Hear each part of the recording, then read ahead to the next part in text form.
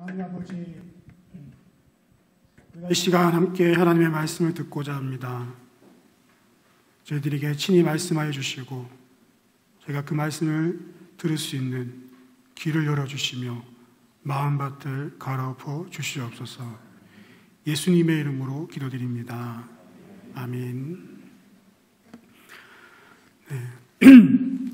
나름대로 성도 여러분, 또 온라인으로 또 각 가정에서 예배 드리시는 우리 성도 여러분 진심으로 또 축복하고 또 환영합니다. 오늘 함께 하나님의 말씀을 나눌 수 있어서 참 감사하게 생각합니다. 원래 담임 목사님의 백내장 수술이 잡혀 있어가지고 제가 설교를 하기로 했었는데 지난주에 갑자기 백내장이 아니라는 소식이, 기쁜 소식을 들으면서 너무나 기뻤습니다. 왜냐하면 그 기쁜 소식은 곧 제가 설교를 안 해도 된다는 기쁜 소식이었기 때문에 너무나 기뻤는데 목사님께서 이왕 준비를 시작한 거 그냥 하라고 하셔가지고 이렇게 성도님들과 하나님의 말씀을 함께 나눌 수 있게 인도하신 하나님의 놀라운 섭리를 찬양합니다. 네, 성경에 여러 이야기가 나오는데 그 중에서 가장 아름다운 이야기 중에 하나가 저는 이 삭개오 이야기가 아닌가 생각됩니다. 이 이야기는 잃어버린 자를 찾아 구원하러 오신 하나님의 아들 예수 그리스도의 이야기이기도 하지만 사실은 다른 한편으로는 부정적인 그 자아상을 가지고 그 삶과 영혼이 완전히 망가진 인간이 어떻게 예수님 안에서 온전한 자아상을 회복하는지, 그것을 보여주는 정말 아름다운 이야기이기 때문입니다. 오늘은 이 본문을 특별히 영적 전쟁의 관점에서, 특별히 자아상 전투라는 관점 속에서 한번 자세히 들여다보고자 합니다. 먼저 오늘 본문은 우리들에게 이 삭개오라는 인물에 대해서 소개해 주는데, 그 단서들을 통해서 이 삭개오라는 인물이 가지고 있었던 부정적인 자아상을 우리가 쉽게 생각해 볼 수 있습니다. 삭개오는 키가 작은 사람이었습니다. 삭개오라 이름하는 자가 있으니 세리장이요 또한 부자라, 그가 예수께서 어떠한 사람인가 보고자 하되 키가 작고 사람이 많아 할 수 없어 라고 하면서 성경이 이 삭개오에 대해서 몇 가지 단서들을 제공하고 있죠. 그 중에 첫 번째가 바로 이 키가 작다는 건데, 성인 어른이 키가 작다는 말은 사실 어렸을 때 그 성장 과정에서부터 아주 키가 작았다는 것을 알 수 있죠. 또한 성경이 키가 작았다라고 따로 굳이 언급하는 걸로 봐서 그냥 작은 정도가 아니라 다른 사람들에 비해서 아주 작았다는 것을 알 수 있고, 또한 이 키가 작은 이 특징이 삭개오의 어떤 인물됨에, 삭개오의 어떤 인격과 그 삶에 아주 중요한 부분을 차지했다는 것을 알 수 있습니다. 사실 어렸을 때 이 신체적인 요소나 특징은 자칫 또래 아이들에게 놀림거리가 되거나 주변 사람들에게 그것으로 인한 메시지를 수없이 듣고 자라게 되면서 그것으로 인해서 부정적인 자아상이 쉽게 형성되게 됩니다. 삭개오도 마찬가지였죠. 그의 작은 키는 또래 친구들과 가족들, 또 친지들, 동네 사람들로부터 늘 이야기거리가 되었을 것입니다. 친구들이 함께 놀다가 야, 너 키가 왜 이렇게 우리보다 작아? 너 우리랑 같이 못 놀아. 그렇게 놀릴 수도 있고, 난쟁이라고 따돌릴 수도 있고, 아니면 같은 나이인데 야 꼬마 일로 와봐 뭐 이렇게 놀릴 수도 있죠. 그런 한마디 한마디 놀리는 것들이 사실 이 삭개오에게는 큰 상처가 되었을 것입니다. 주변 어른들은 너 왜 이렇게 키가 작니? 밥 좀 먹어라. 밥을 많이 먹는데도 그렇게 계속 밥 먹어라, 많이 먹어라 이렇게 얘기할 수 있는 거죠. 사실 제가 이런 얘기를 하면 우리 성도님들 중에서도 이제 키가 작으신 분들 격하게 공감을 하면서 갑자기 쓴뿌리들이 쓴상스들이 이렇게 올라올 수가 있는데요. 사실 이런 말을 계속 듣다 보면은 자신은 뭔가 부족하거나 온전하지 못한 생각이 이렇게 자리 잡게 됩니다. 그러면서 인간관계도 원활하지 못하고 또 자신감이 점점 없어지게 되죠. 보통은 사람들로부터 이렇게 소외되기도 하지만, 그러나 오히려 더 많은 경우에는 스스로를 그들로부터, 사람들로부터 고립시키는 경우가 더 많습니다. 왜냐하면 더 이상 거절감과 상처를 받기 싫은 거죠. 그래서 사람들에게 다가가기 싫어서 그냥 스스로 고립시키고 갇혀있게 되죠. 그러면서 다른 것으로 자신의 존재 가치를 인정받기 위해서 지나치게 성공과 성취에 집착하는 경우가 많습니다. 삭개오의 또 다른 특징 중 하나가 바로 이 부자였는데요. 성경이 굳이 이 삭개오에 대해서 부자라고 따로 언급하는 것으로 봐서 그냥 돈이 많은 정도가 아니라 상당한 부자였었고, 또 삭개오의 인물됨에 그의 인격과 삶의 이 부자라는 것이, 부라는 것이, 돈이라는 것이 상당히 중요한 위치를 차지하고 있었다는 것을 우리가 알 수 있습니다. 그에게 있어서 이 부, 돈은 어떤 의미였을까요? 지금도 그렇지만 그 당시에도 돈은 권력이고 힘이고 또 사람들로부터 중요한 위치를 차지할 수 있게 하는 그런 것이었습니다. 사람들의 무시와 놀림과 인정받지 못하는 그런 것 속에서 자신을 가치 있는 존재로 느끼게 해주는 것으로서 삭개오는 바로 이 돈, 부라는 세상이 제시하는 기준과 가치를 붙잡았던 것이죠. 내가 돈이 많으면 사람들이 나를 무시하지 못할 거야. 내가 돈이 많으면은 사람들을 나를 함부로 대하지 못할 거야. 나를 중요한 사람으로 여길 거야. 그렇게 생각했던 것입니다. 그런데 그 당시 유대 사회에서 큰 부자가 되는 방법 중에 하나가 바로 세리가 되는 것이었습니다. 여러분들도 많이 아시다시피 세리는 그 당시 로마 정부가 이 유대인들에게 할당한 세금을 거두어서 이렇게 바치는 그런 역할을 했습니다. 근데 로마 정부는 그냥 자기들이 할당한 그 세금만 받으면은 그보다 더 많이 거두든 상관하지 않았어요. 그래서 그 당시에 대부분의 세리가 이런 방식으로 거짓으로 과하게 세금을 징수했기 때문에 쉽게 부자가 될 수 있었고, 또 한편으로 그렇게 되면서 이스라엘 사람들로부터 비난의 대상이 되었던 것이죠. 우리 같은 성경인 누가복음 3장 보면은 세례요한이 세례를 줄 때 여러 무리들을 오는데 그 중에 세리의 무리가 있었습니다. 세리. 그 세리들도 세례를 받고자 해서 왔는데, 선생님 우리가 무엇을 하리까 할 때 그때 세례요한이 했던 말이 뭐냐면은 부과된 것 외에는 거두지 말라. 그만큼 세리들이 부과된 것 이외에 많이 거두었다는 것을 우리가 알 수 있는 것이죠. 그런데 이 삭개오는 단순한 세리가 아니었습니다. 그는 세리장으로서 그 지역 전체를 관리하는 책임자였어요. 다시 말해서 삭개오는 엄청난 부를 가질 뿐만 아니라 권력과 힘을 가졌어요. 여기까지만 보면 삭개오는 외적으로는 정말 부러울 것이 없는 그런 인물이었습니다. 그러나 실상 삭개오는 그렇지 못했습니다. 인정받지 못하는 마음, 사랑받지 못하는 마음, 그런 부정적인 자아상을 그는 자신의 노력과 힘으로 극복하기 위해서 악착같이 악랄하게 살았습니다. 단순히 세리가 아닌 그 지역 전체 관리 책임자, 세리장이 되는 것은 결코 쉬운 일이 아니었습니다. 그는 스스로 자기 존재를 가치 있게 만들기 위해서 남들보다 더 열심히 돈을 벌었고, 더 과하게 세금을 부과했고, 더 로마인들에게 잘 보여서 엄청난 특권과 권력을 쟁취했습니다. 그는 세상의 기준으로, 돈이라는 기준, 또 권력이라는 기준으로 자신의 자아상을 가치 있게 만들어 보려고 노력했습니다. 그러나 사실 그 결과는 정반대였습니다. 오늘 7절 말씀을 보시면은 사람들이 그를 보고 뭐라고 하냐면은 저가 죄인의 집에 유하러 들어갔도다 하면서 예수님이 삭개오의 집에 들어갔을 때 삭개오를 향하여서 바로 죄인이라고 칭하고 있는 것입니다. 삭개오는 사람들에게 인정받고 사랑받고 존중받을 줄 알았는데 오히려 돌아오는 것은 비난이고 질책이었습니다. 죄인이라는 질책이었죠.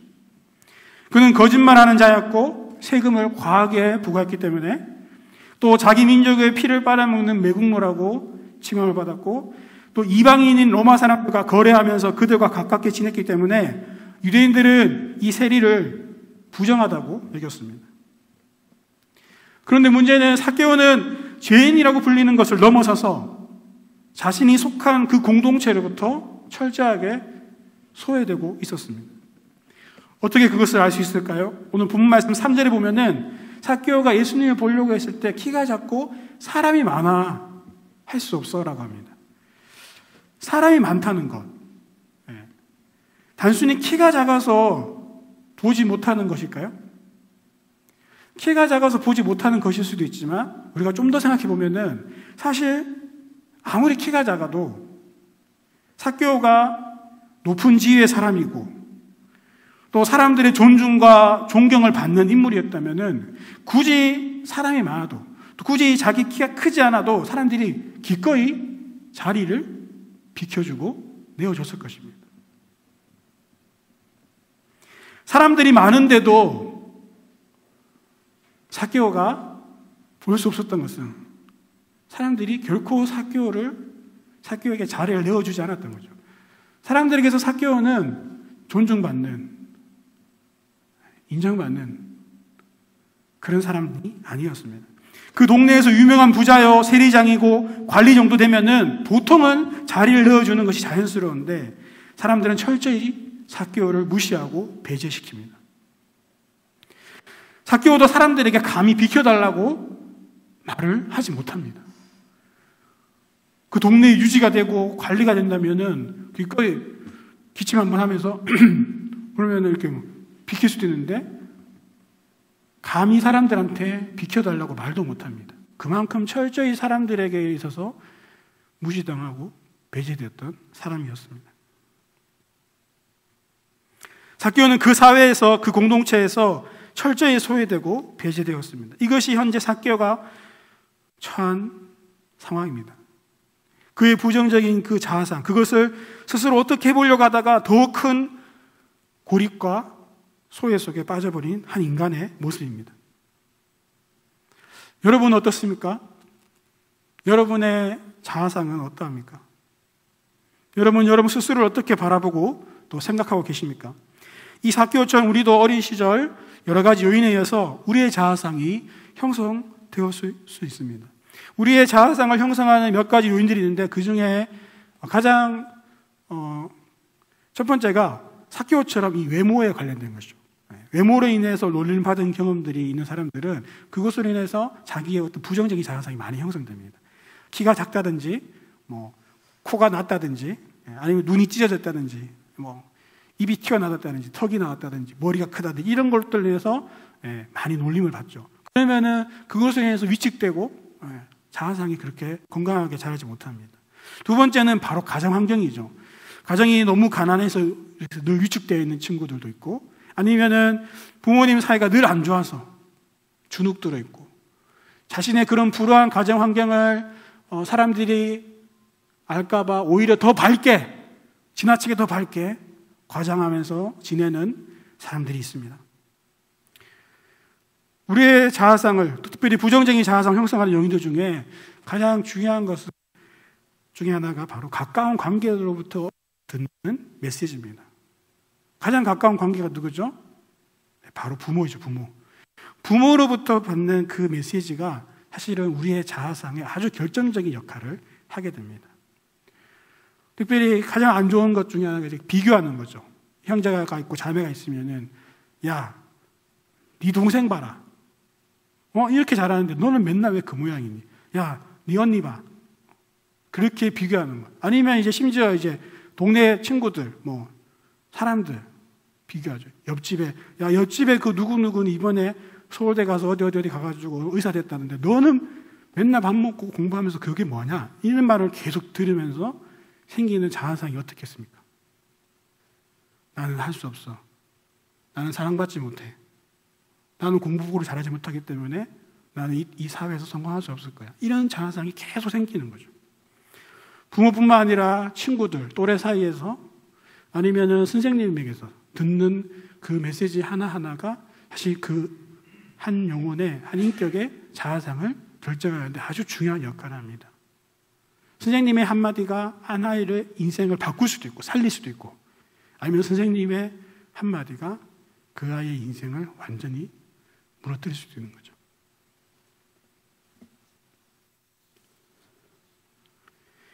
부정적인 자아상은 우리의 삶에 다양한 영향을 주는데, 부정적인 그 자아상을 가지고 있는 사람들 중에 소극적으로 이렇게 반응하는 사람들 같은 경우에는 자기 스스로가 이렇게 부족하다고 느낄 경우가 많습니다. 그리고 낮은 자존감을 가지고 스스로를 사랑하지 않고 돌보지 않아요. 그리고 늘 죄책감에 짓눌려 있습니다. 조그만 실수와 잘못에도 자기 잘못으로 돌리고 이렇게 힘들어합니다.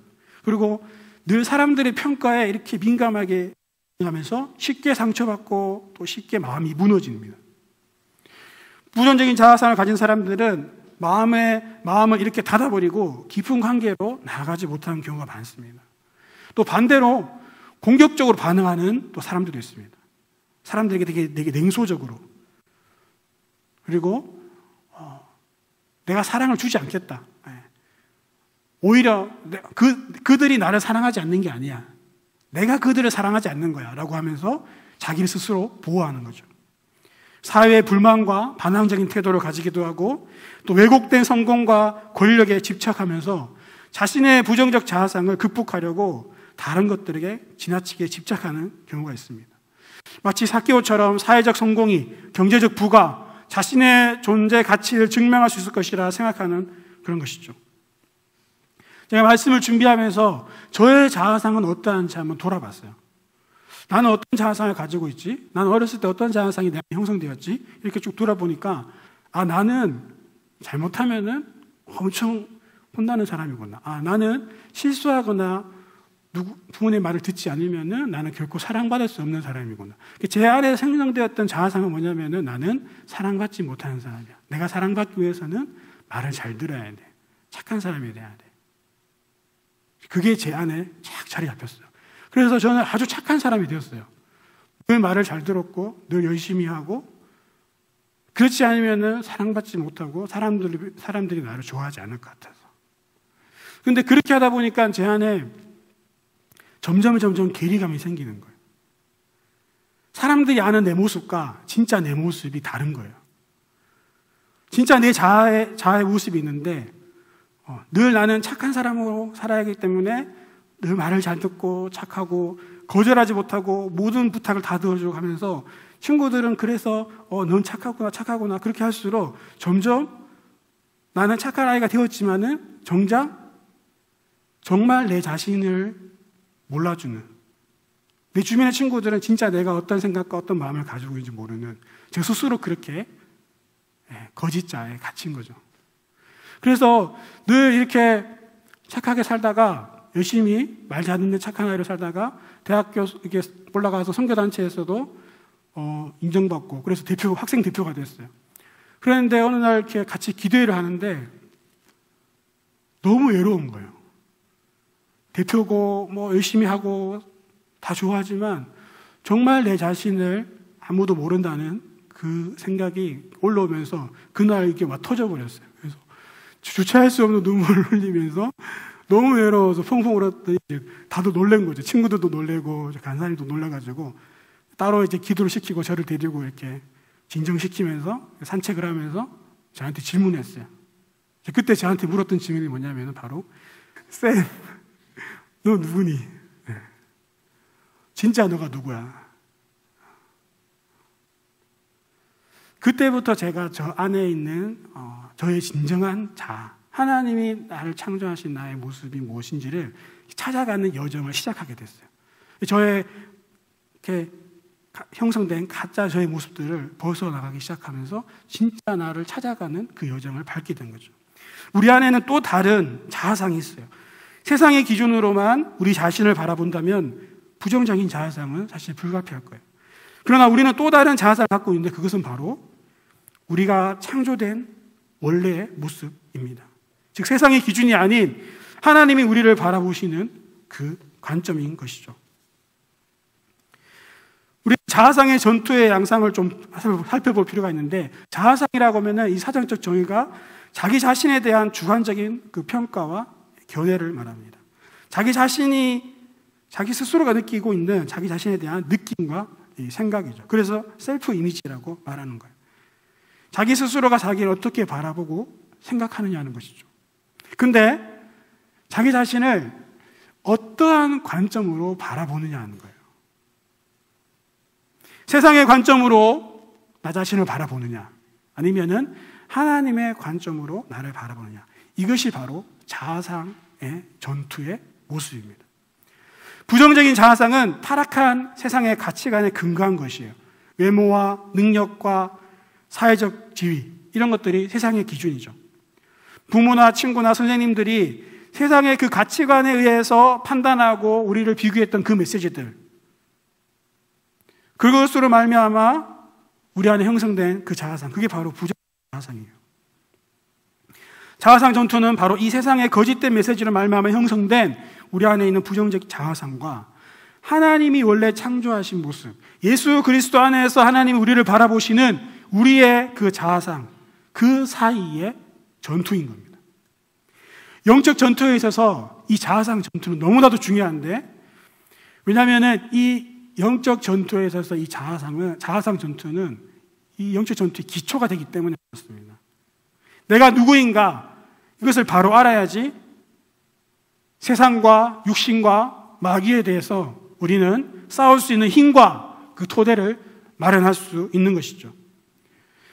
프리덤 인 크라이스트 FIC 훈련에서 제1과, 제2과가 무엇인지 아시나요? 우리 하신 분들은 아시겠지만 제1과는 바로 나는 어디에서 왔는가, 2과는 나는 누구인가, 바로 나 자신의 누구인가를 다루는 것입니다. 그만큼 이 영적 전투에 있어서 자기를 어떻게 인식하고 또 바라보고 있는가는 너무나 중요한 것입니다. 그렇다면 이 부정적인 자아상을 가지고 있는 사람들이 어떻게 이것을 극복할 수 있을까요? 어떻게 이 부정적인 자아상과의 영적 전투에서 승리할 수 있을까요? 우리는 이 삭개오의 선택과 행동을 보면서 우리가 이 자아상 전투에서 이길 수 있는 그 원리들을 한번 살펴보려고 합니다. 삭개오에게는 예수님을 향한 그 영적 갈망이 있었습니다. 우리 그 3절 말씀, 4절 말씀 다시 한번 3절 말씀 보면은 그가 예수께서 어떠한 사람인가 하여 보고자 하되 키가 작고 사람이 많아 할 수 없다고 하죠. 예수님이 어떤 사람인가 보고자 하되라고 하면은 이게 단순한 호기심으로 그냥 보려고 한 것은 아닌가, 우리가 그렇게 생각할 수 있는데, 사실 단순한 호기심이라면은 사람이 많아서 볼 수 없으면 그냥 포기하면 됩니다. 아무도 자기에게 자리를 내어주지 않는데 쉽게 그냥 포기하면 되죠. 그런데 이 삭개오는 달리기 시작해요. 다 큰 어른이 그 지방의 유지이고 관리인데 달리기 시작해요. 단순한 호기심이라면은 다 큰 어른이, 그것도 세리장이라는 위치를 가지고 있는 사람이 달리지 않습니다. 그리고는 삭개오는 보기 위해서 나무 위를 오르기 시작해요. 여러분, 단순한 호기심이라면 다 큰 어른이, 그것도 세리장이라는 위치를 가지고 있는 사람이 나무를 오르지 않습니다. 여러분, 이스라엘 사람들의 옷은 속이 다 보이는, 그냥 겉만 이렇게 두르고 있는 옷이에요. 그래서 그냥 나무를 함부로 오르지 않습니다. 그는 왜 이 수고와 노력을 하면서까지 예수를 보고자 했을까요? 단순한 호기심을 넘어서서 예수님을 알고 싶은 갈망이, 그 영적 갈망이 삭개오에게 있었다는 것을 알 수 있습니다. 우리는 그것을 더 알 수 있는 것이 뭐냐면은 바로 이 보고자 하되라는, 예수께서 어떠한 사람인가에 보고자 하되라고 하는 저 단어 가운데 이렇게 담겨 있는 그 의미를 보면은 삭개오가 얼마나 예수님에 향한 그 영적 갈망이 있었는지를 알 수 있어요. 여기에서 이 보다라는 것과 하되라는 이 두 가지의 의미에 해당되는 두 가지 헬라어 단어가 합체된 건데, 먼저 이 보다라는 단어는 이 본문 이 누가복음 19장에 한 4번이나 반복이 됩니다. 3절에도 어떠한 사람인가 보고자 하되라고 하고 있고, 또 앞으로 달려가서 보기 위하여라고 하면서 삭개오의 그 예수님을 향한 그 갈망을 보여주고 있죠. 그리고 그 위에도 5절에도 또 7절에도 이 보다라는 단어가 계속해서 반복되고 강조되고 있어요. 왜냐하면 이 누가복음에서 이 보다라는 단어를 우리가 좀 생각해 볼 필요가 있는데요. 누가복음에서는 이 보다라는 개념이 구원과 아주 긴밀하게 연결되어 있어요. 오늘 본문 바로 앞장 18장에 41절 43절에 보면은 바로 이 소경이 예수님께 고침받는 사건이 있습니다. 예수님께서 예루살렘으로, 최종 목적지는 예루살렘이에요. 예루살렘으로 가시기 위해서 여리고에 가까이 왔는데 그 예리고에 도착하기 전에 그 길가에서 구걸하던 그 소경이 있었는데 예수님이 오신다는 소문을 듣고는 막 소리를 질러요. 다윗의 자손 예수여, 나를 불쌍히 여기소서. 사람들이 말리니까 더 크게 소리 질러요. 그때 예수님이 불러서 묻습니다. 네가 내게 무엇을 하여 주길 원하느냐? 주여, 보기를 원하나이다. 그래서 예수님께서 내 믿음이 너를 구원하였다. 보기를 원한다고 했는데 구원하였다라고 합니다. 보는 것과 구원은 연결되는 것을 알 수 있죠. 또 누가복음 7장에도 22절 말씀에 세례 요한이 제자들을 보내어서 예수님께 보내서 묻습니다. 오실 그이가 당신이십니까? 아니면 우리가 다른 메시아를 기다리고 있는 것입니까? 라고 하니까 예수님께서 뭐라고 말씀하시냐면은 요한에게 말해라. 뭐냐면은 맹인이 보며 못 걷는 사람이 걸으며 이렇게 쭉 하면서 말하는데 이 여기 나오는 것들이 뭐냐면은 바로 하나님의 나라가 임했다라는 그 증거, 그 사인 중에 가장 첫 번째가 뭐냐면 바로 맹인이 본다는 거예요. 이거는 하나님의 나라가 임했다, 구원이 임했다라는 그 중요한 증거 중에 하나라는 것이죠. 누가복음에서 보는 것은 구원과 연결되어 있습니다. 따라서 삭개오가 예수를 보고자 했던 이유는, 또 예수를 보기 위해 나무 위에 올라갔던 그 이유는 단순히 눈으로 보고 싶은 것을 넘어서서 구원을 향한 그 내면의 영혼의 갈망이 있었음을 이 누가가 의도적으로 보다라는 단어를 많이 사용하면서 기록하고 있다는 것이죠. 삭개오의 마음에 그 갈망이 있었다는 것입니다. 그리고 또 중요한 단어 하나가 바로 이 하되, 보고자 하되할 때 이 하되인데, 이 하되라는 말은 영어로 보면 이렇게 trying to see, 보고자 하다, 또 wanted to see 하면서 이 하되라는 말은 구하다, 바라다, 원하다, 애쓰다, 찾다 이런 뜻이에요. 이 말을 풀어서 다른 말로 하면은 그가 보기를 간절히 찾고 구했다는 말이에요. 그가 보려고 간절히 애쓰고 찾았다는 거예요. 여기서 우리는 삭개오의 마음에 단순한 호기심이 아닌 예수님에 대한 영혼의 갈망과 그 몸부림이 있었다는 것을 느낄 수 있습니다. 그는 예수라는 사람에 대해서 소문을 들었을 것입니다. 그가 세리들의 친구라는 얘기를 들었을 것입니다. 그러면서 그 마음속에 한 줄기 소망의 빛이 비춰오는 거죠. 저분이라면 나의 외로움과 나의 절망과 나의 이 부정적인 자아상으로 생긴 깊은 공허와 외로움을 해결해 줄 수 있는 분이 아닐까라는 그 한 줄기 소망의 빛이 생긴 거죠. 그 소망으로 그는 예수를 보고자 나갔고, 수많은 사람들에서 보지 못하자 달리기 시작했고 나무를 오르기 시작했던 것입니다. 분명한 것은 그는 간절히 예수를 보고자 갈망했고 찾았고 구했다는 것입니다. 두 번째, 그는 그 갈망으로 끝난 것이 아니라 그 갈망으로 자신 앞에 놓여있는 그 장애물을 넘어서는 선택을 했습니다. 삭개오에게 있어서 장애물은 무엇이었을까요? 첫 번째는 신체적 장애물은 키가 작은 것이었죠. 근데 그나 더 큰 장애물은 바로 사람들이었어요. 사람이 많아서 갈 수 없었다, 사람이 많아서 볼 수 없었다는 것은 단순히 숫자적으로 사람들이 많다는 말도 되지만 삭개오에게 있어서 사람들은 단순히 숫자의 문제가 아니었어요. 사람들이 그 큰 키가 문제가 아니었어요. 삭개오에게 있어서 사람들은 치명적인 장애물이었어요. 물리적인 장애물이 아닌 정신적인 장애물이었어요.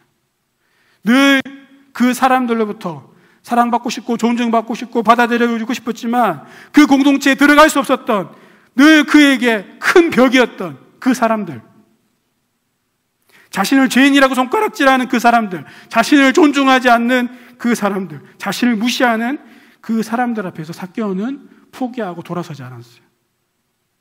그냥 자기 집에 가서 다시 고립되지 않았어요. 그는 달리기 시작했고 나무를 올랐습니다. 그들의 평가와 시선을 아랑곳하지 않았습니다. 마치 이 본문 앞에 나와 있는 그 소경들처럼 다윗의 자손 예수여 나를 불쌍히 여기소서라고 외쳤을 때 사람들이 꾸짖고 저지했어요. 하지 말라고. 그런데 더 크게 소리 질렀어요. 그에게 있어서는 보이지 않는, 눈이 안 보인다는 장애물이 있었죠. 그리고 그들을 저지하는 사람들이라는 장애물이 있었죠. 하지만 그 소경은 더 크게 다윗의 자손 예수여 나를 불쌍히 여기소서. 그 예수가 아니면 나는 구원받을 수 없기 때문에 그 구원을 갈망하며 처절하게 몸부림치는 것이죠.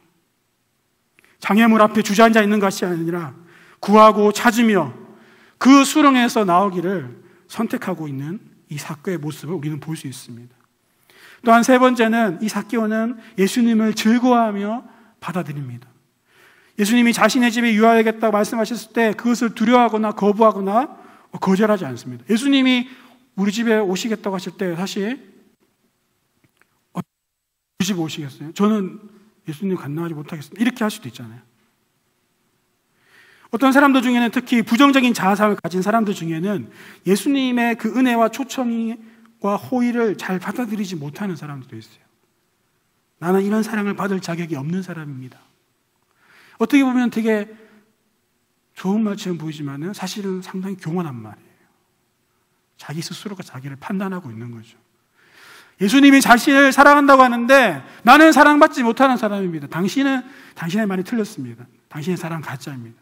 나는 당신의 사랑을 받을 수 없는 사람이라고 하면서 오히려 자기가 스스로 그것을 판단하고 차단해버리죠. 그들은 사람들의 호의나 사랑과 은혜도 왜곡되게 바라보고 그것을 거절합니다. 왜 그럴까요? 자기 보호죠.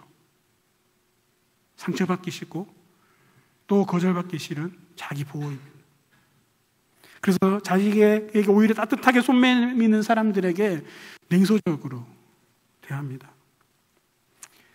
청년들 사역을 하면서 부모님으로부터 많이 상처를 받고 또 집이 어려워서 이렇게 힘들어하는 지체들 보면은 참 도와주고 싶고 또 사랑해주고 싶고 그래서 그들에게 헌신적으로 다가갑니다. 그런데 많은 친구들은 그 사랑을 잘 받지를 못해요.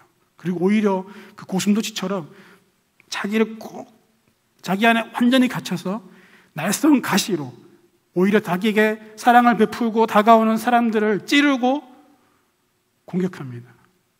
내 인생에 개입하지 말라고.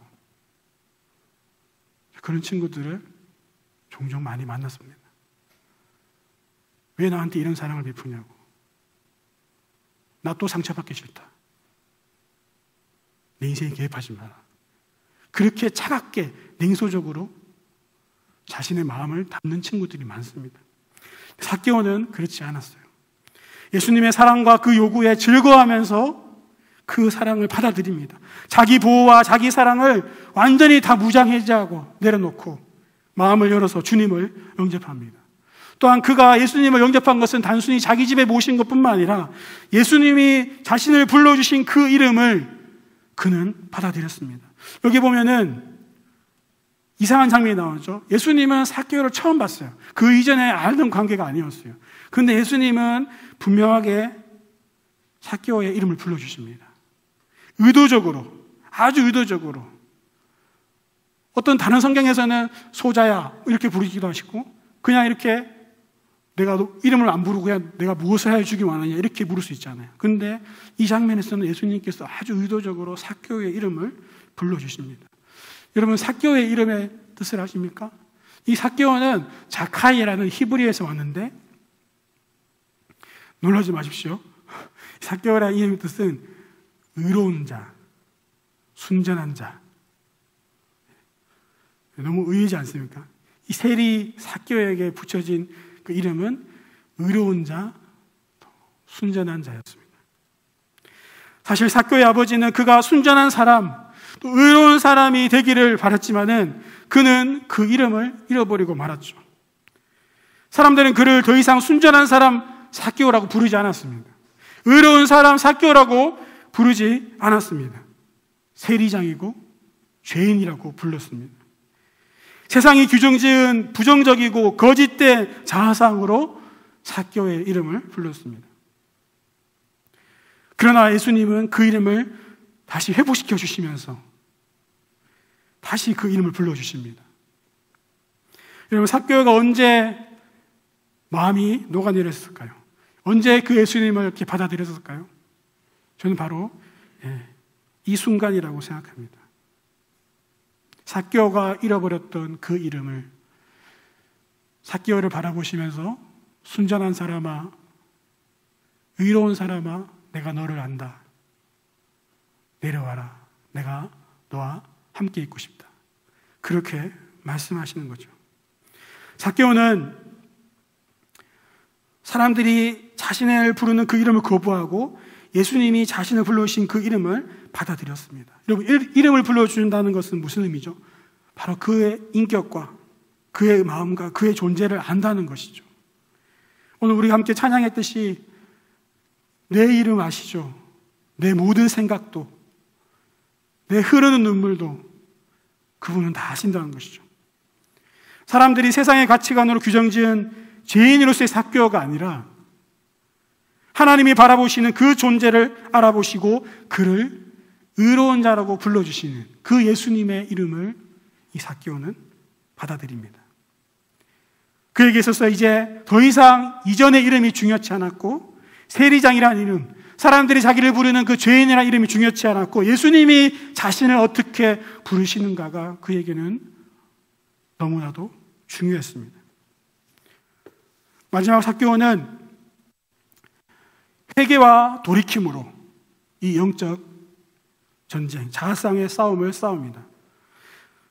가난한 사람들에게 자신의 재산의 반을 나눠주고 부당하게 취한 것이 있다면 그것을 4배로 갚겠다라고 하면서 회개에 합당한 열매를 맺는 것이죠. 세례 요한이 세례를 받으러 나온 무리에게 외쳤던 말이 있습니다. 누가복음 3장 8절에 보면은 회개에 합당한 열매를 맺고 속으로 아브라함이 우리 조상이라 말하지 말라.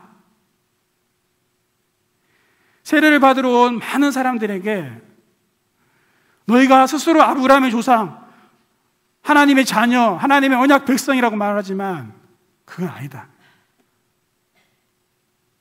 회개에 합당한 열매를 맺어야 된다고 말합니다. 말로만 구원받은 백성이다, 아브라함의 자손이다, 하나님의 언약 백성이다 하지 말라는 거예요. 진정으로 삶에서 회개하고 돌이킬 때 진짜 하나님의 자녀가 된다는 것이죠. 지금 삭개오는 그 회개에 합당한 열매를 보여주고 있는 것입니다. 삭개오는 예수님을 향한 갈망이 있었어요. 자기 안에 있는 그 갈망을 인지하고 인식했어요. 그리고 인정했어요. 그리고 삭개오는 그 장애물을 뛰어넘어서 달리고 올라가면서 선택했어요. 행동했어요. 그리고 또 삭개오는 예수님을 받아들일 뿐만 아니라 예수님이 불러주신 그 이름, 의로운 자야, 순전한 자야라고 하시는 예수님이 나를 아시는 그 이름을 그는 받아들였어요.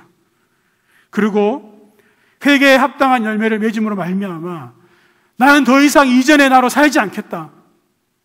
더 이상 예전의 죄인 삭개오로 세리장으로 살지 않겠다. 예수님이 불러주신 그 이름, 의로운 자, 순전한 자로 살아가겠다. 그 결단을 내린 것입니다. 우리는 여기서 자아상 전투의 4가지 원리를 볼 수 있습니다. 첫 번째는 내면의 깊은 갈망을 인지하고 인정하셔야 됩니다. 문제를 인식하는 것, 나는 주님의 사랑과 회복이 필요한 사람이라는 것을 인정하는 것이 너무나도 중요합니다. 왜냐하면 문제 해결은 바로 문제를 인식하는 데서부터 시작하기 때문에 그렇습니다. 우리가 지금 밤기도회에서 하이델베르그 요리문답을 이렇게 신앙 고백을 하고 있어요. 거기에 2번째 질문이 뭐냐면은 이러한 기쁜 위안 속에서 당신이 살고 죽기 위하여서 알아야 할 것은 무엇입니까? 3가지가 있는데 그 중에 첫 번째가 뭐냐면은 바로 나의 죄와 그 비참이 얼마나 심각한지 아는 것입니다.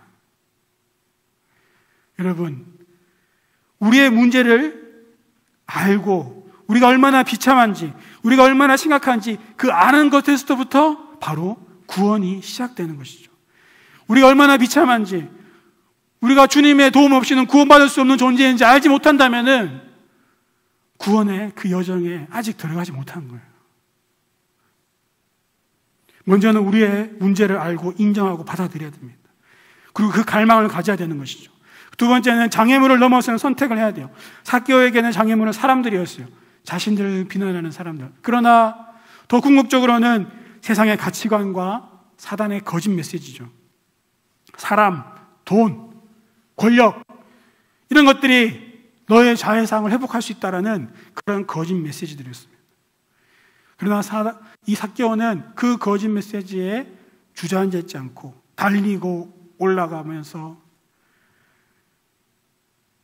주님을 보고자, 주님을 만나고자 철저히 몸부림치는 것을 볼 수 있습니다.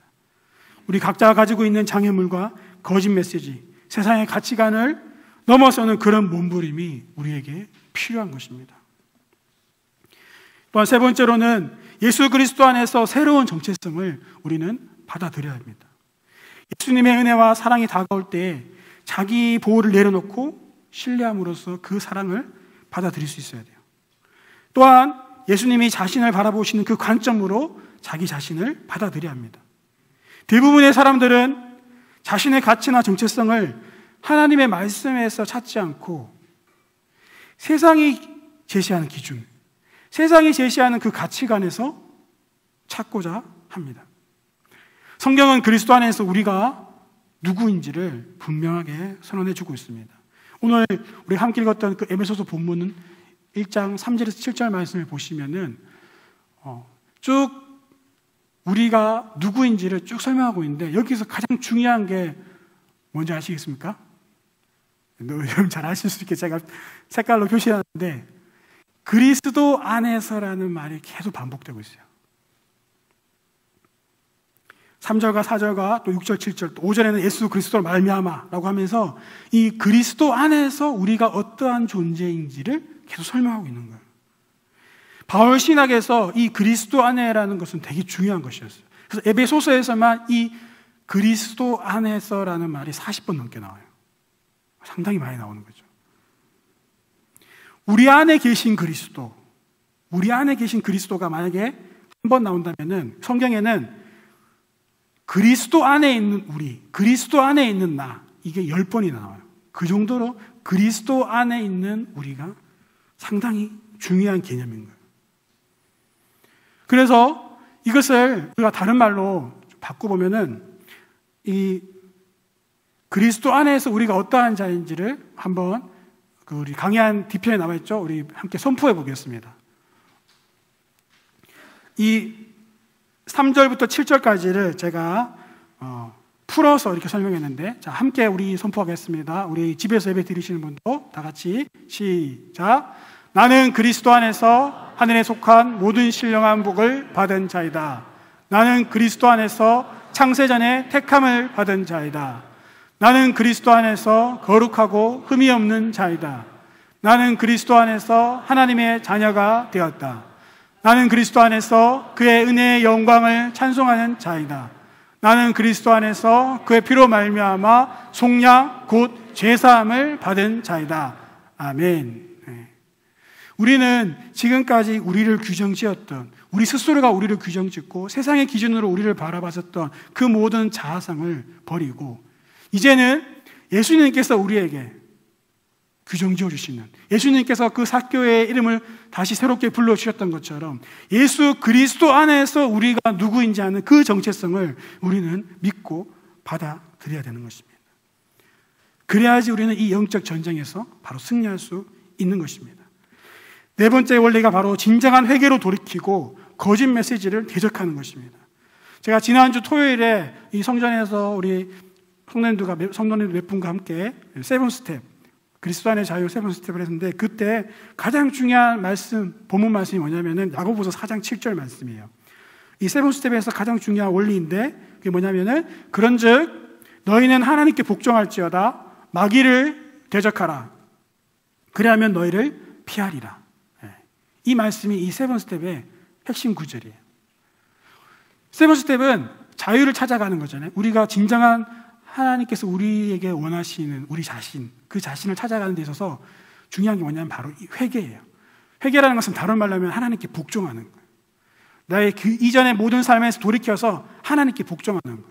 그런데 이 하나님께 복종하는 것으로 끝나는 것이 아니라 마귀를 대적하는 데까지 가야 돼. 이게 진짜 회개인 거예요. 만약에 우리가 우리 자신의 죄를 자백하고 또 하나님께 순복은 하지만 마귀를 대적하지 않으면은 다시 그 자리로 돌아갈 수 있는 것이죠.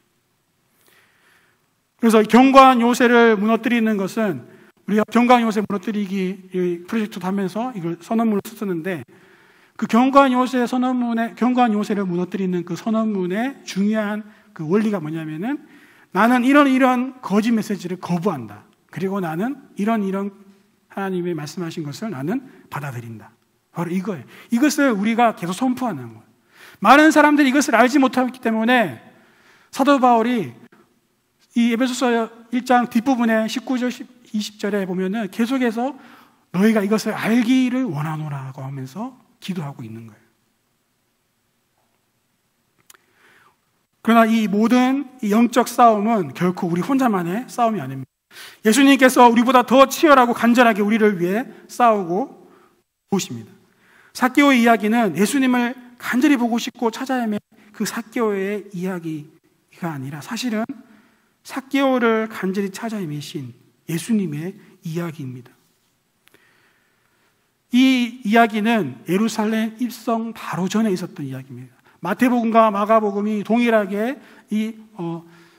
예수님께서 예루살렘에 올라가시는 이 사건을 기록하는데, 소경 바디메오, 이 소경을 여리고에 가까이 갔을 때 고치시는 그 사건 이후에 바로 무슨 사건이 나오냐면은 예수님께서 예루살렘 입성하셔서 일주일 뒤에 바로 돌아가시는 장면이, 십자가에서 못 박히신 장면이 바로 그 일주일 전에 바로 이 여리고에서 예수님께서 삭개오를 만나신 거죠.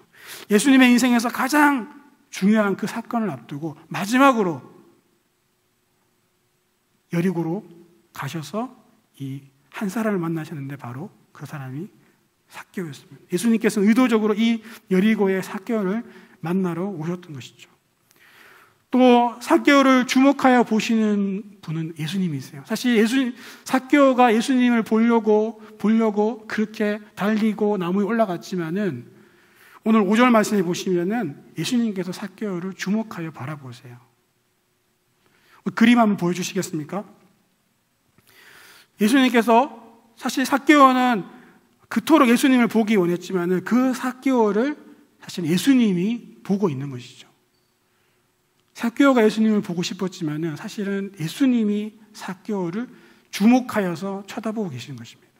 다른 그림들은 이렇게 제3자의 모습에서 보고 있는데 이것은 위에서 삭개오 입장에서 예수님이 삭개오를 바라보시는 그 장면입니다. 삭개오의 이름을 불러주신 것도 예수님이셨어요. 그리고 삭개오의 집에 유하신 것도 예수님이셨어요. 내가 너희 집에 유하야겠다라고 할 때 이 집에 유한다는 말은 깊고 친밀한 그 인격적인 관계를 맺는다는 거예요. 예수님은 삭개오와 그런 관계를 원하셨어요. 그리고 유하야겠다고 할 때 해야겠다라고 하는 이 단어는 이미 예수님께서 계획하셨다는 거예요. 작정하셨다는 거예요. 사실 이 이야기는 삭개오가 예수님을 찾은 얘기가 아니라 예수님께서 예수님 편에서 삭개오를 찾아오신,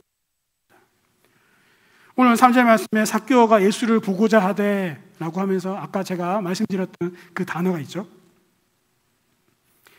제테오라는 그 단어입니다. 찾다, 구하다, 원하다, 애쓰다.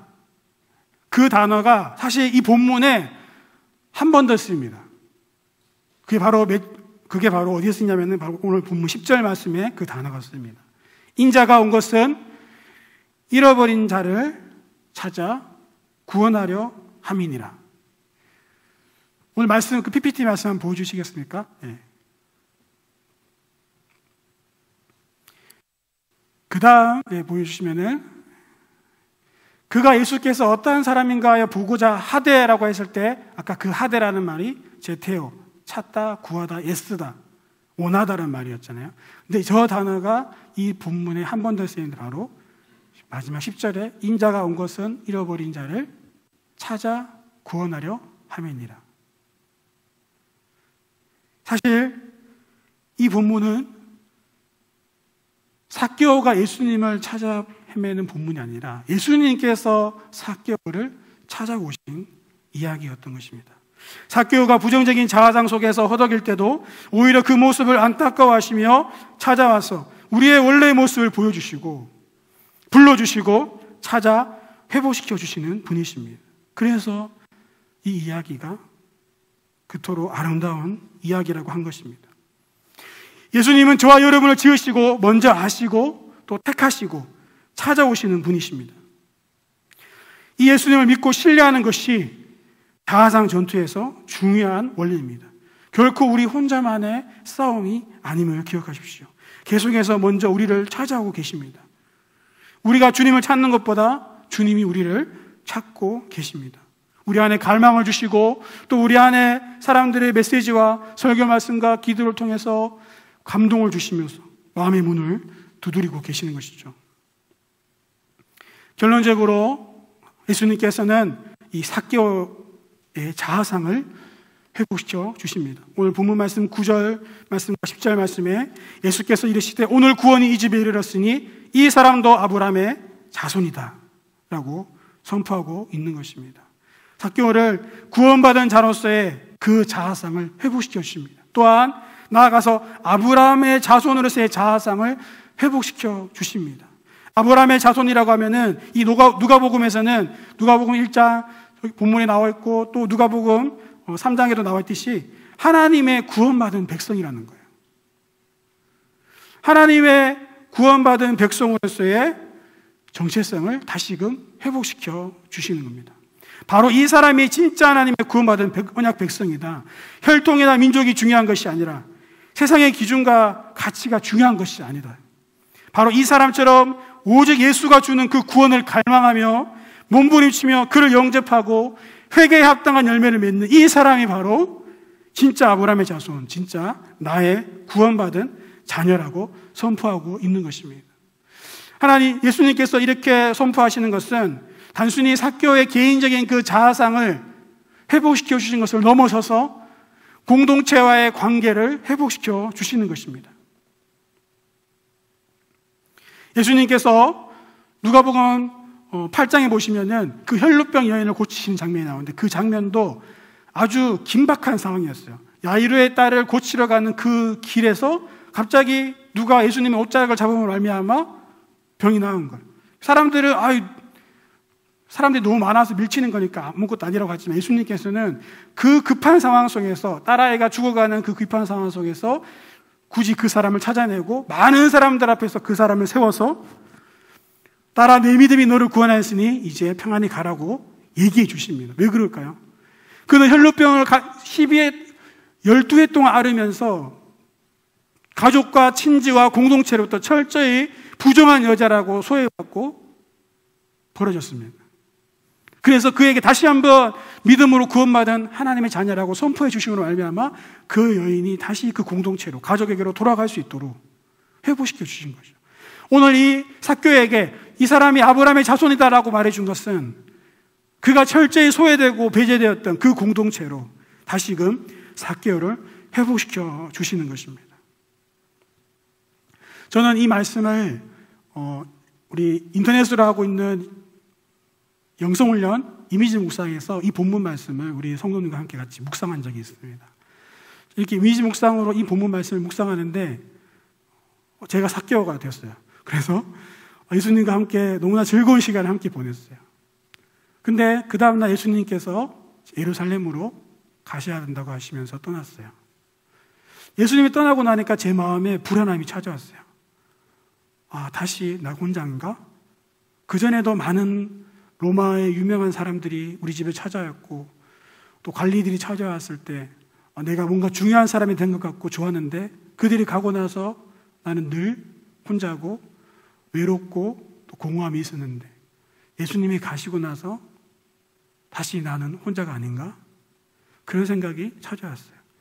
근데 그 순간 이렇게 집을 둘러보는데 예수님과 대화했었던 그 식탁, 예수님과 함께 거닐었던 마당, 거기서 예수님의 체취가 느껴지는 거예요. 그러면서 내 안에 예수님이 나에게 하셨던 말씀이 생각나는 거예요. 의로운 자야, 순전한 자야. 그리고 이 사람이 진짜 아브라함의 자손이다라고 말씀해 주셨던 그 예수님의 음성이 생각나는 거예요. 삭개오야, 내 이름을 불러주셨던 그 예수님의 음성이 생각나면서 내가 누구인지 제대로 알겠는 거예요. 그러면서 내가 이제 무엇을 해야 되는지 알겠는 거예요. 그래서 사람들을 불러 모았어요. 가난한 사람들에게 제 재산을 막 나눠줬어요. 그리고 사람들에게 사과하며 용서를 구하면서 과하게 부과했던 그 세금의 4배를 다시 다 갚아주었어요. 예수님이 그 떠난 자리에 허전할 것 같고 외로울 것 같았지만은 아니었어요. 예수님이 그 떠난 자리에 오히려 사람들로, 친구들로 가득 채워졌어요. 그게 바로 예수님께서 저에게, 삭개오에게 주고자 하셨던 선물이었던 것입니다. 삭개오는 돈이 없지만 진정한 자아를 찾았고 그리스도 안에서 내가 누구인지 분명히 알게 되었습니다. 그 안에서 자유함이 있었고 사람들과 건강한 관계를 이제 맺을 수 있게 되었어요. 이것이 우리의 소망입니다. 이것이 예수님께서 저와 여러분에게 진정으로 주시고자 하시는 소망이며 선물인 것입니다. 사랑하는 여러분, 여러분 안에 그 갈망을 주십시오. 그리고 예수님을 향해 나아가십시오.